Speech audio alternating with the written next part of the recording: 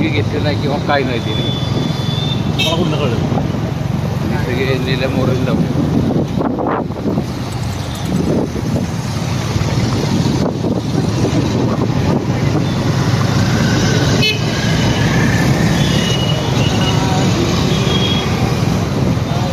बॅकेचं बघितलं पाहिजे.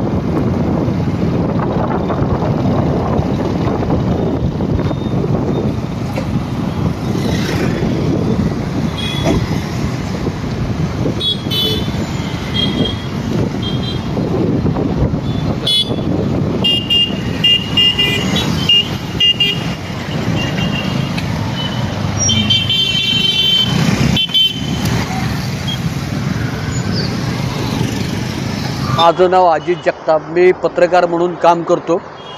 आज आपण जर पाहिलं, लाडकी बहीण योजनेच्या माध्यमातून सातारा शहरामध्ये जिकडं बघाल तिकडं वचनपूर्ती सोहळा असे फलक लागलेले आहेत. सातारा शहरामध्ये किंवा नगरपालिकेचा नियम आहे की ज्यांना जर जाहिरात करायची असेल तर त्यांनी नगरपालिकेची परवानगी काढावी लागते. पण साताऱ्यात एक आहे की अगोदर बॅनर आणि फ्लॅक्स लावतात आणि नंतर जर बोंबाबोंब झाली तर त्याची परवानगी काढली जाते. तर या गोष्टीचा आता आपण विचार केला पाहिजे. हे फ्लॅक्स लावणाऱ्यांचे पैसे कुठून आले, हा जो निधी आहे हा निधी कुणाचा आहे? आज आमदार खासदाराचं नाव दिलेलं आहे. एका दिवसाच्या फ्लॅगमुळं काय माझ्या लाडक्या बहिणीला काय असं समाधान मिळणार आहे? उलट ह्या जर पैशाचा वापर गोरगरिबांच्या महिलांसाठी नाक्यावरती शौचालय जर तयार केलं असतं किंवा त्यांना निवासस्थाने किंवा हिरकणीसारखं जर रूम काढलं असतं तर जरा समाधान वाटलं असतं. ही सर्व भूलभुले आहे. लोकसभेच्या निवडणुकीत महिला माता भगिनींनी या महायुतीला मतं दिली नाहीत म्हणून त्यांनी ही आयडिया काढलेली आहे आणि या आयडियाचा फारसा परिणाम जाणवणार नाही. शेवटी हा जो बॅनर आहे हीच माणसं उद्या महायुतीच्या विरोधात काम करतील अशी मला शंका येत आहे.